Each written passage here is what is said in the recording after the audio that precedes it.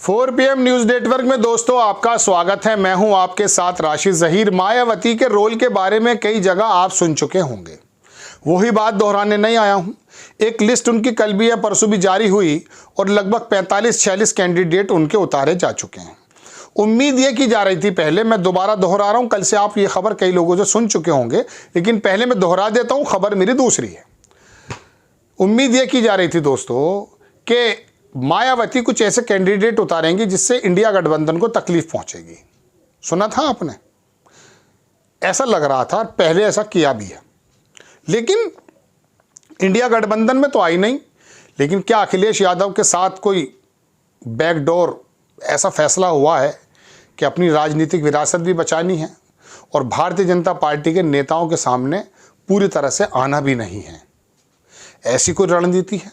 एक बात तो है, ये उनके कैंडिडेट को उतारने में लोगों की ऐसी आशंकाएं हैं, ये आप सुन चुके हैं। लेकिन क्या मायावती के पास ऐसे कैंडिडेट भी थे कि जो वाकई भारतीय जनता पार्टी को फ़ायदा पहुंचाते और इंडिया गठबंधन को नुकसान पहुंचाते? यानी कि मुस्लिम समाज के कैंडिडेट, जमाली टाइप, आजमगढ़ में जमाली उतारे थे, आपको याद होगा। तो ऐसे कैंडिडेट थे नहीं।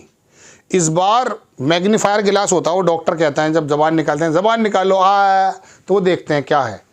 ऐसे मैग्नीफायर गिलास देखने के बावजूद भी मुस्लिम कैंडिडेट इनको ढूंढे नहीं मिल पाए। कुछ लोग कहते हैं बड़े ऊंचे दाम थे, घट के नीचे भी आ गए थे, लेकिन मिले नहीं। मैं दोनों ही बातें आपको समझाने के लिए हाजिर हुआ हूँ। थोड़ी सी बात तो दोस्तों, मैं 4 सीटें पश्चिम की ले लेता हूँ और 4-5 सीटें ले लेता हूँ पूरब की। वहाँ से आपको अंदाज़ा होगा कि मायावती की जो कैंडिडेट सिलेक्शन का तरीका है वो भारतीय जनता पार्टी को जाने अनजाने में नुकसान पहुँचा गया। आप चलें कैराना में मनव्वर हसन की बेटी लड़ रही है। 2.5 लाख जाट हैं, 5 लाख के करीब मुस्लिम हैं वहाँ, और जनाबे मन गूजर वोट है वहाँ। मनव्वर हसन बेसिकली हुकम सिंह के ख़ानदानी थे, जो पहले वहाँ सांसद थे। गूजर समाज कहलाता है वो। उसी में से 2 लोग अलग हो गए थे, मुस्लिम हो गए थे। तो वो गूजर समाज भी अपनी बेटी को बड़ी ढंग से देख रहा है। एक बात, वो गूजर इधर आ रहा है। और जाटों में एक बड़ा धड़ा वो इकरा हसन की तरफ जाता हुआ बताया जा रहा है, चूँकि उनकी मुखालफत है वहाँ पर जो प्रदीप चौधरी साहब हैं। 2-3 बार के वो मेरे ख्याल से विधायक भी रहे हैं और सांसद भी। लोगों का कहना है कि वो आए नहीं हैं। लेकिन दोस्तों, वहाँ बसपा ने ये काम कर दिखाया, एक राणा साहब को उतार दिया। अरे क्षत्रिय को उतार दिया दोस्त। और क्षत्रिय का नाम आते के साथ ही आपके समझ में आएगा कि कैराना थोड़ा दूर गुजरेंगे तो नानोता पड़ता है। कैराना की एक सीट गंगो वो सारंगपुर में भी पड़ती है, तो नानोता भी पड़ता है। वहाँ पर ठाकुरों का ज़बरदस्त सम्मेलन हुआ और कहा कि मोदी तेरी खैर नहीं और योगी तुझसे बैर नहीं। वसुंधरा राजे याद आ गई होंगी आपको, लेकिन उत्तर प्रदेश में रही। ठाकुर समाज का कहना है साहब हमारे टिकट काट दिए हैं और हमारा उत्पीड़न हो रहा है, तो लिहाजा हम प्रण करते हैं, जौहर तक की बात आई है, लिहाजा हम भारतीय जनता पार्टी को वोट नहीं देंगे। कोर वोट है, उम्मीद मैं करता नहीं हूँ। हिंदू मुस्लिम जब इलेक्शन होता है या आधे से ज़्यादा फिर वहीं पहुँच जाएंगे, लेकिन फिर भी आधा अगर वोट बहुजन समाज पार्टी का कैंडिडेट जो राणा जी हैं वो काट गए, नुकसान किसका होगा? ऑब्वियसली भारतीय जनता पार्टी का होगा। मुस्लिम होता तो क्या होता? इंडिया गठबंधन का होता, मनव्वर हसन की बेटी का होता। तो वहाँ पर ये वोट वहाँ जा रहा है। राणा जी अपने बहुजन समाज पार्टी का जो वोट, बड़ी अजीब स्थिति में है ये बहुजन समाज का वोट। काशीराम ने क्या सोच करके बनाया था, मायावती जी ने क्या कर दिया। वो भी बसपा होने की वजह से राणा जी पे ही पड़ जाएगा, तो भारतीय जनता पार्टी में नहीं जाएगा।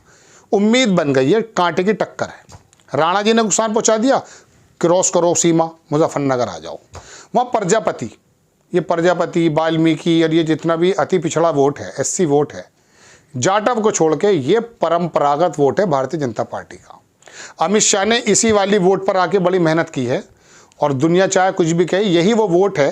जब कांवड़ियों के ऊपर फूल डाल दिए जाते हैं तो यही वोट बड़ा खुश होकर के योगी जी को CM बना देता, मोदी जी को PM बना देता।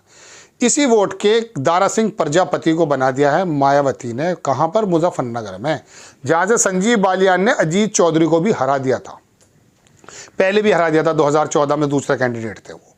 तो जनाबे मन, अब प्रजापति जो वोट है वहाँ पे अति पिछड़ा वोट काफ़ी है, वो कटेगा किसका, कहाँ जाएगा? जाहिर सी बात है, प्रजापति है तो वो उन पे चला जाएगा। तो 20,000, 40,000, 50,000 वोट अगर कट जाता है अति पिछड़ा होने के नाते, तो वो भारतीय जनता पार्टी को नुकसान। यहाँ पर कौन काम कर गया? मायावती जी कर गई। और बहुजन समाज पार्टी का वोट जो मैंने फिर बार कह रहा हूँ ऊहा पोह की स्थिति में था, वो वहाँ गया था, वहाँ पर स्थिति जो है वो भारतीय जनता पार्टी में न जाके प्रजापति पे चला जाएगा, दारा सिंह साहब पे। तो यहाँ पर मायावती ने नुकसान पहुँचा दिया जनाब। अब क्या करें? अब चलो बिजनौर, ये भी क्रॉस वहीं से होता है।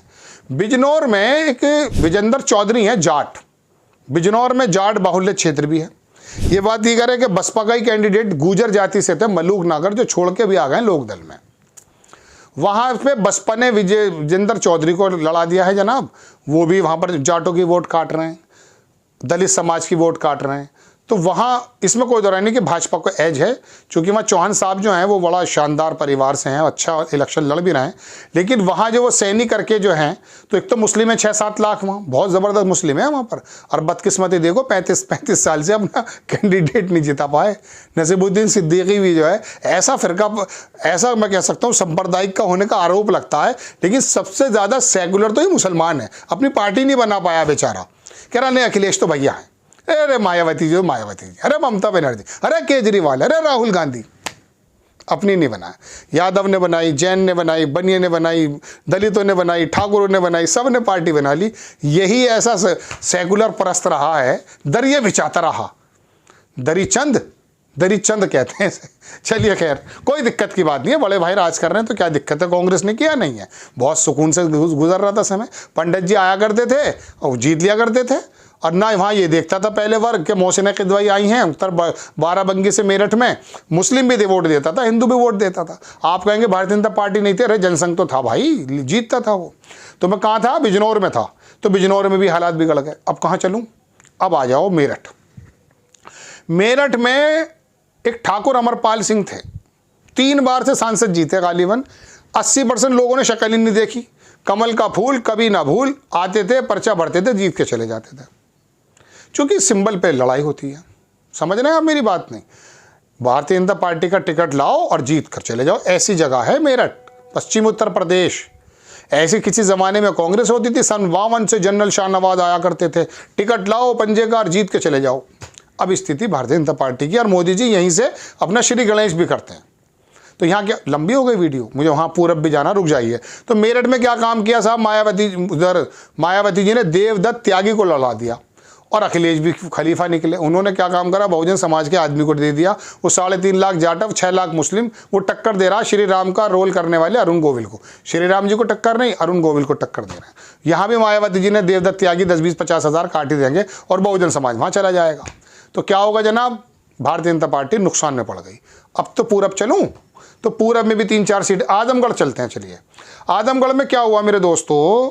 आजमगढ़ में उतार दिया बहुजन समाज पार्टी ने अपने जो अध्यक्ष हैं भीम राजभर को, कि भाई जमाली को उतार दिया था तो परेशानी हो गई थी। हालांकि आजमगढ़, कन्नौज और रामपुर, ये 3 सीटें ऐसी हैं कि समाजवादी मुश्किल से हारेगी, वहाँ कोशिश करनी पड़ती है। तो यहाँ पे भीम राजभर को उतार दिया। अब राजभर वोट कट जाएंगे तो किसके कटेंगे? निरहुआ की परेशानी हो जाएगी। घोसी में आ जाइए। घोसी में बालकृष्ण चौहान, दारा सिंह चौहान लड़े थे, याद होगा आपको, भी गए थे हार के, उनको लड़ा दिया बीएसपी ने। अब बीएसपी ने चौहान साहब को जब लड़ा दिया है वहाँ पर, तो क्या होगा? वोट किसका कटेगा जनाब? भारतीय जनता पार्टी का। बस्ती में दयाशंकर मिश्रा, पंडित जी को खड़ा कर दिया है। इटावा के तो छोड़ दीजिए, बघेल को लड़ाया, लेकिन वहाँ से तो वो समाजवादी। मैनपुरी के अंदर एक शाक्य को लड़ा दिया है। मुजफ्फरनगर की बात मैं आपका बता चुका, कैराने की बात बता चुका। तो ये अब चूंकि एपिसोड थोड़ा जल्दी छोटा करना था, तो उन्नाव के अंदर भी बड़ा काम ज़बरदस्त हुआ। उन्नाव में वो हैं, वो साक्षी महाराज, वहाँ भी लड़ा दिया साहब उन्होंने। एक पांडे साहब है शायद, उनको लड़ा दिया है। और वहाँ पे अलीगढ़ के अंदर भी ऐसा ही हो गया है, एक जितेंद्र कुमार हैं, उनको लड़ा दिया है, मिर्जा। तो ये जनाब मन बहुजन समाज पार्टी के बारे में अमित शाह सोच रहे हैं, ये हैं यार हमारी तो बात हो गई थी, ऐसा लोग कहते हैं। मैं नहीं कह रहा हूँ, लोग कहते हैं। तो मायावती और अमित शाह को एक ही माना जा रहा था, लेकिन मायावती ने कहीं खेल तो नहीं कर दिया चाणक्य से? कभी अखिलेश यादव सबके ऊपर निकल गए हों, दोनों की बात हो गई होगी, बुआ की। उन्होंने कहा मैम ईडी भी है, सीबीआई भी है, ये मैं अंदाजे से बता रहा हूँ, एज्यूम कर रहे हैं लोग भी। तो क्या करें? उसने चाहा था जला दूँ मैं तेरी तस्वीरें, उसने लिखा था मिटा दूँ मैं तेरी तहरीरें, सोच ली मगर उसने कुछ और ही तदबीरें। तो इन दोनों ने कुछ और तदबीरें तो नहीं सोच ली? चाणक्य साहब हो सकता है दिक्कत में आ जाए आप। आपको खबर कैसी लगी अपनी राय कमेंट्स बॉक्स में ज़रूर दी। एक बात तो भूल गया मैं, मुस्लिम कैंडिडेट भी तो नहीं मिला था मायावती जी को। बड़ी मार्केट के अंदर सुनते आ रहे थे हम, कोई कह रहा था साहब इतना लगेगा, ऐसे चलती है बातें, हमारे सूत्र हैं। लेकिन इस बार कैंडिडेट मुस्लिम समाज भी क्या कि भिटाई बहुत ज़्यादा हो गई है। मायावती जी आप पाकिस्तान से भी लेकर आओगी ना, ईरान का भी कोई मुसलमान लाओगी, वोट नहीं देंगे। वोट तो इंडिया गठबंधन पे जाएगा। सूम पने से साइलेंट वे में वोट करने जा रहा है। मायावती जी को हो सकता है कि कैंडिडेट भी ना मिला हो। ये तस्वीर का दूसरा रुख था। आपको खबर अगर अच्छी लगती है तो आप बराए करम चैनल को सब्सक्राइब कीजिएगा, शेयर कीजिएगा। नेक्स्ट टाइम मैं किसी खबर के साथ हाजिर हो जाता हूँ। जय हिंद।